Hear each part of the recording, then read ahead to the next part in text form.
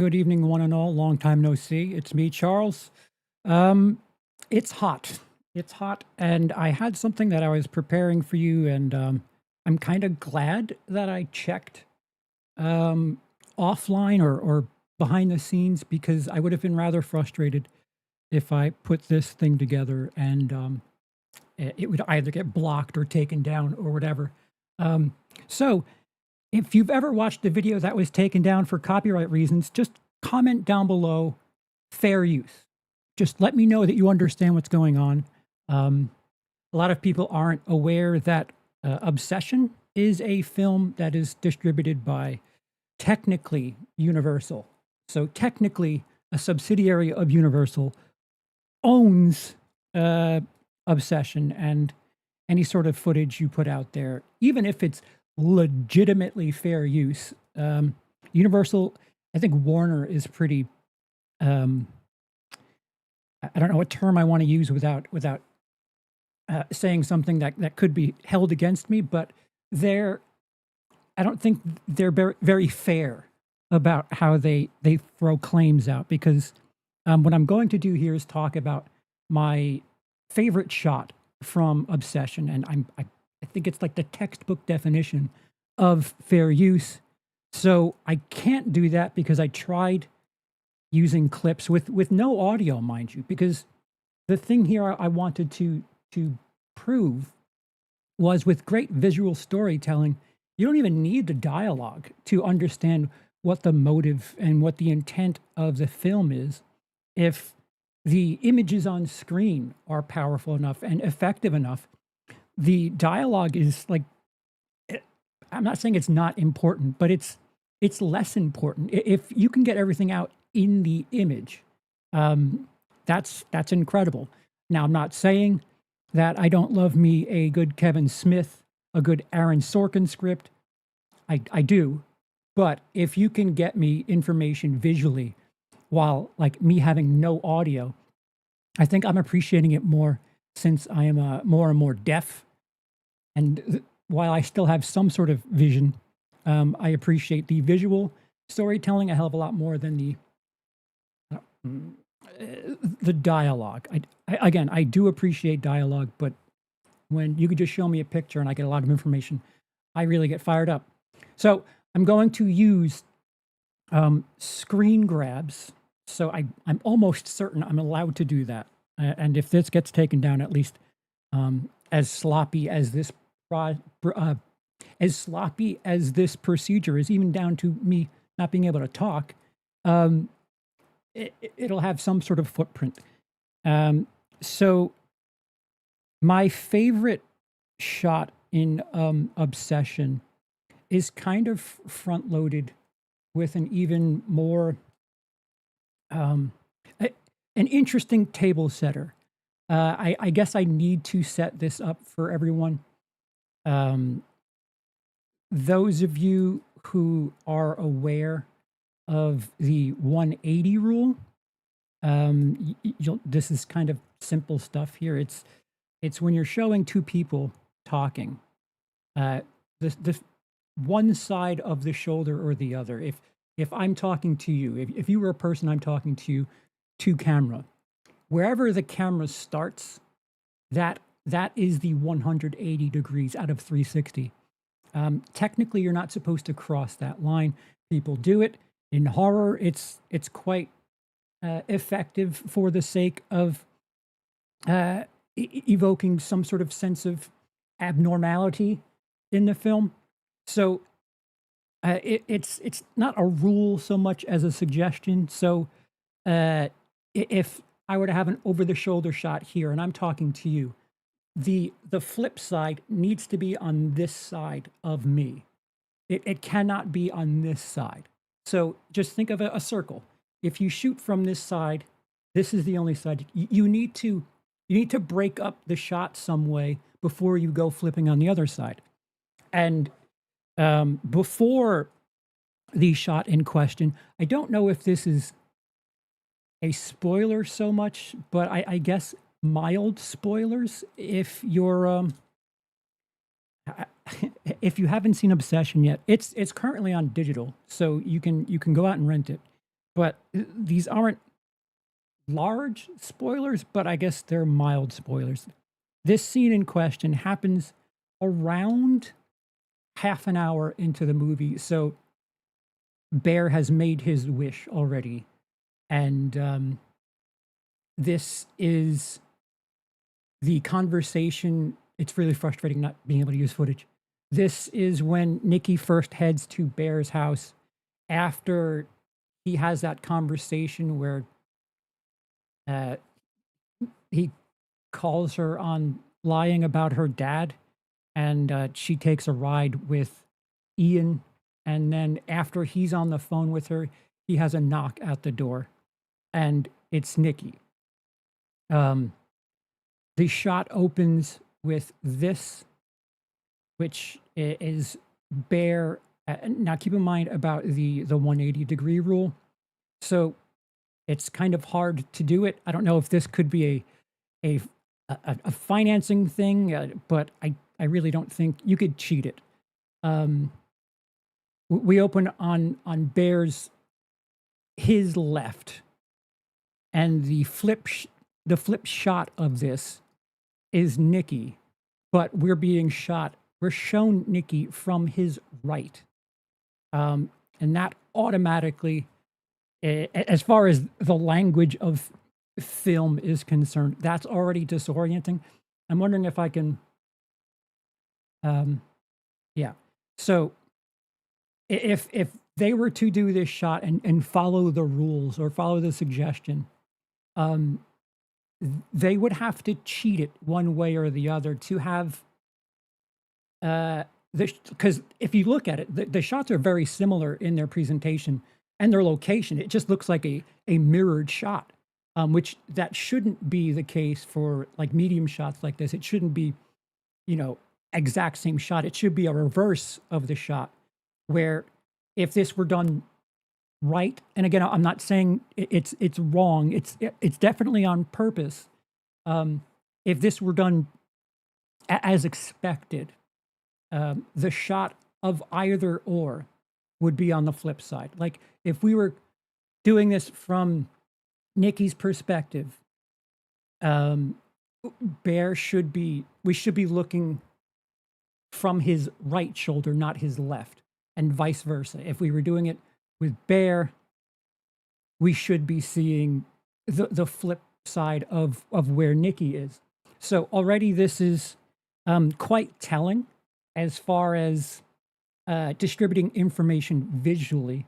And I think something that's quite telling about this shot, and I kind of hate being a dweeb about it, but if you look at Bear and his character, he's in a lit room. I won't say a well lit room because this movie is very dark, and I really think that has a lot more to do with the budgetary constraints of the film than any sort of uh, artistic choices. But that's not to say that there haven't been artistic choices made. So Bear is in a lit room, and Nikki is out in the dark, but she has like porch lights behind her, and she is like in complete it's like she's dark. She's in complete shadow. But if you were to use your like thought process logically, and this is where visual storytelling and logic, they kind of evaporate a bit because you want to influence emotions a bit. This is contrived for the sake of the visuals. If you were to think about this logistically, if you see the room on the left side there should be enough light in that room. The door is open, and if anything, there's the reflection of like a lamp on that door. There should be some bounce light on Nikki from there, but there isn't. She's completely dark. If anything, her silhouette should have been made from the porch lights. Like if there's reflections, it logistically in the real world it would register. Like if I block the fill, like you could see that there's no more pink light on my cheek if I'm blocking it with my hand. So there's nothing blocking that door for Nikki. This is very deliberate a choice, and um, it's there's multiple reasons for this shot to be like this. First of all, breaking the 180 rule, it's to make you feel uneasy. It's abnormal. It's something that you're kind of knocked off from this because again, the normal way to do this, especially if it were a romance, which it's funny that this movie calls itself a horror slash romance, it would be a shot reverse shot, very plain by the numbers. It would be flatly lit. If anything, this is very um, thriller coded in its lighting, and we're getting a lot of information here, and they're just mirrored shots. I think the fascinating thing before I this isn't even my favorite shot. This is like the setup to that shot. You have Bear in the room where he's light. He's lit. He's inside. We know what we know about him. The light is distributed on his face. We have an understanding. We know who Bear is at this point. But on the flip side, and again, this is presented from a flip angle where it should be the other side of her shoulder. We don't make Nikki out. It's just this shadowy figure. If they weren't to follow this shot up here, if this were done like a traditional horror movie, you should fear this shadowy figure in front of you because, well, I can't make that out. And light on a figure is supposed to signify trust to a certain degree. I'm going to show you something that not only for the sake of an example, but it's also very hot in here. So I'm going to cheat, and my light here is now off. And this is something that you would see very typically in thriller movies or noir movies or whatever, where you could see half of my face, but you can't see the other half. It's very dark. Something like this, a shot like this, which is very common in a lot of things, like especially when a character's about to make a choice that you don't know which way they're going in. Shooting someone like this with the lighting like this, you have half their face and the other half is in darkness. It's to let you know that the character's going through some sort of decision, an insecurity. We can't completely trust the character based on the visuals. Again, it's not saying that this is always the case, but these are visual tricks that get used quite a bit. And, complete darkness is we don't know that character. We don't know how to trust them. If anything, we should be a little afraid of them. Let me read the Google definition, which I'm almost certain AI overview. So my apologies, as I'm going to have a clanker read this out. Reasons for showing a character in complete shadow in film. It's done for creating suspense and the fear of the unknown. Naturally triggers caution and anticipation in the human brain. By placing a character or their surroundings in shadow, filmmakers leave gaps in what the audience can see. When viewers cannot clearly see a character's facial expressions or full surroundings, their imagination fills in the blanks, often making the unseen threat or uncertainty feel much scarier.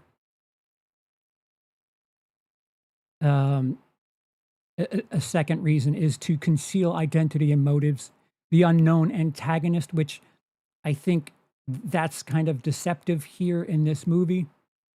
In thrillers or horror films, a villain is often silhouetted or kept in the dark to obscure their identity until the perfect moment. That's kind of a deceptive thing here. I'll get back to that. Put a pin in concealing identity.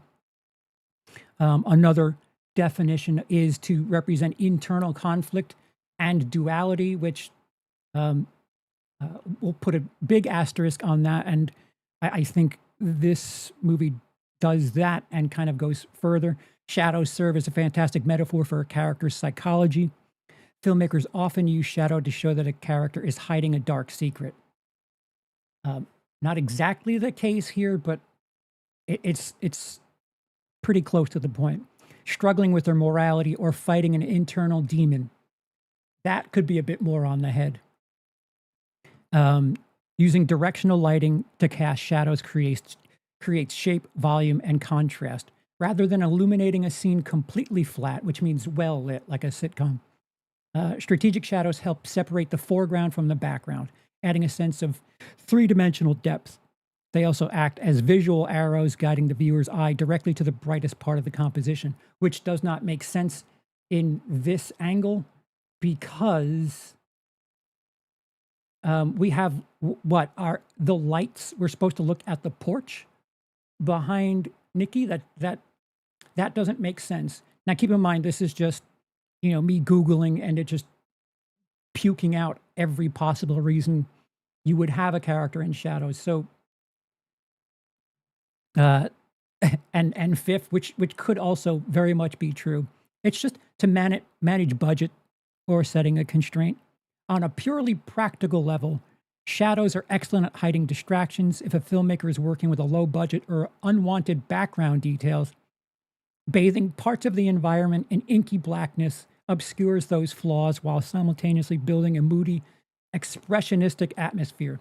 I don't think that is the case here, because why would you want to hide our lead character here? I do think there are some some budgetary restraints, but I don't think you would do this with her character to just show us, to focus on the porch and the two lights behind her. Scott says Hereditary did this masterfully, as did Obsession. I agree.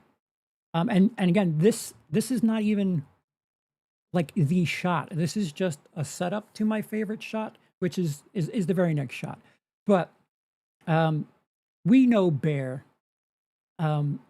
Bear has the version of Nikki that he wished for, but it's not the same angle. It's some different version. He thinks he knows what this version of Nikki is, but not only does he not know, he's in the dark, and so are we, the audience. We don't know who this character is. Now I need to kind of bury the lead here and set things up. A major trope for it's most often found in anime and anything animated is it is reflection and eye glint. Like if you look at my eyes, other than seeing a reflection of the screen, you can see the little reflections of light in my eyes. It's used so heavily in animated stuff. Something like this, it's used for a couple of reasons in animation. The one that I most fondly remember of the purpose of having, these eye glints is to let us know that the character is human and has a soul. And something that is interesting, and again, I'm only speaking about animation. Not every time does something get used the same way, but this is just merely for an anecdote expression. In animation, you go the flip side, and if a character is evil and you lean on an eye glint, you don't have that white reflection. Actually, quite the opposite. They will show something like a foreign color in their eyes. Sometimes it's green, sometimes it's red. But even though it's still their eye, there should still be a reflection. That is completely overcome. The other thing that happens quite often in film, where if a character's alive or present, you will see, it's right here in my eye, you will see the reflection, the eye glint or eye glimmer, I believe it's called. And that lets you know that the character has a soul. It's someone with some sort of agency. But if they do that same shot with a corpse or a robot or something that does not have a soul or does not have agency, like if you take a visual of me and I were to die on screen in a film, this eye glint would not be there. And again, something of a trick in visual storytelling to let you know that, yeah, this character is, you recognize this person in front of you, but there's something missing. And it's tricky. It's a nice touch. I quite enjoy visual little quirks and things to, have shortcuts. And my favorite shot of Obsession is this following shot when we get a close up of Nikki while she's still on the porch. And we're a little bit, it's more of a medium close up of her. And this is just a closer angle on that exterior shot of her. But we have eye glint. Now, the thing that's fascinating about this, it's not overpowering, mind you. It's just kind of it's faint, but there is, little reflections in her eyes, which would not make sense. Again, if you're thinking logically, the room that Bear is in is lit. So whatever is lighting her eyes should be enough to like fill in her cheek or something. Um, like again, I'll do this. There's some light making its way to my face.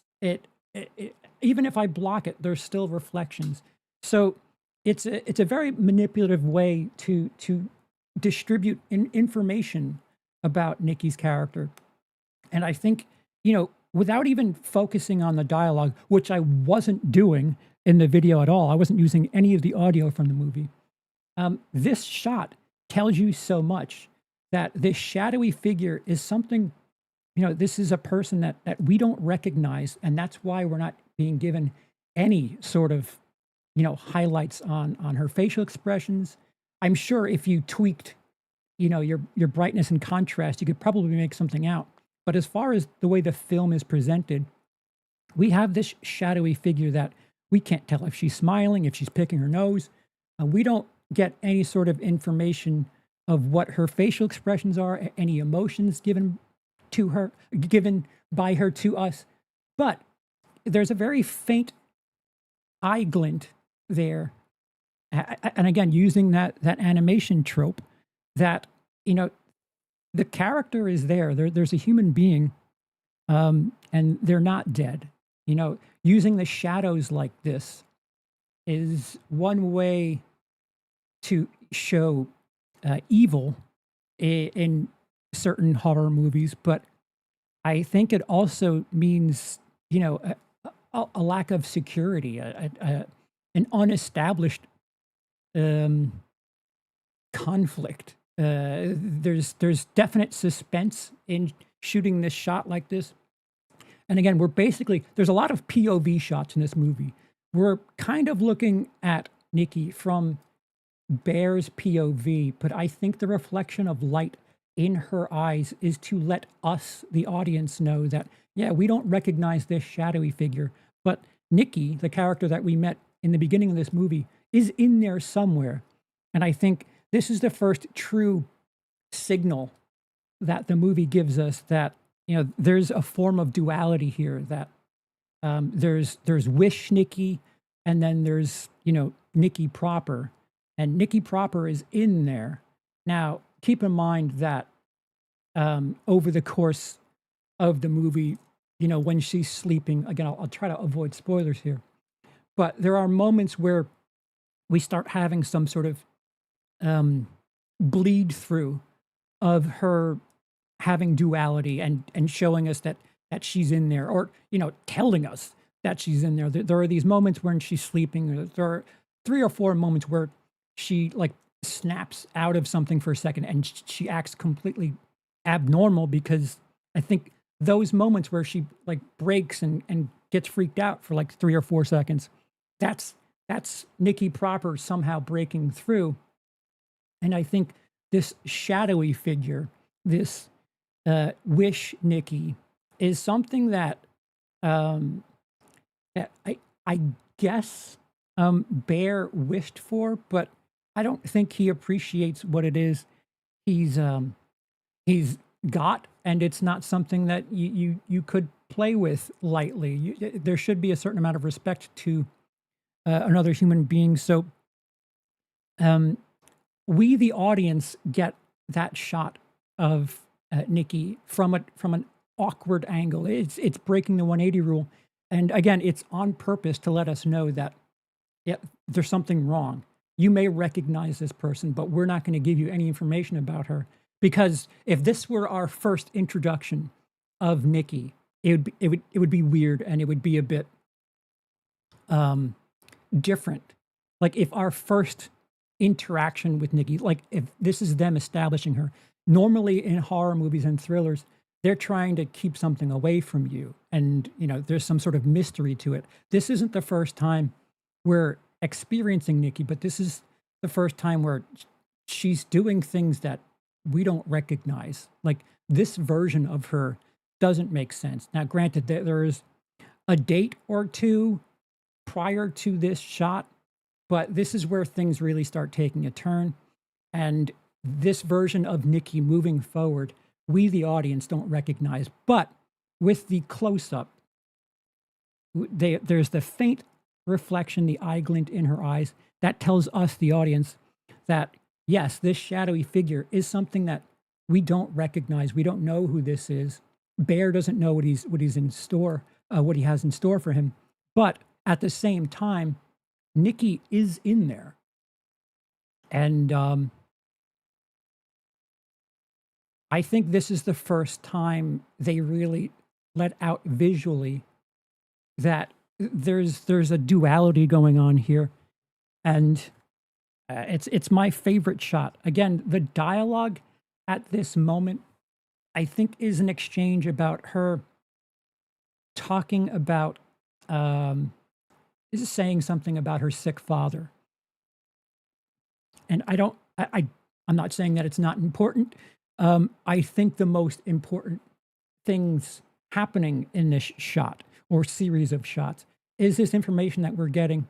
Now, granted, we get information over the course of the rest of the movie that there's some form of duality happening here. That she's not someone who has complete agency. She's kind of a passenger here. She doesn't have the steering wheel.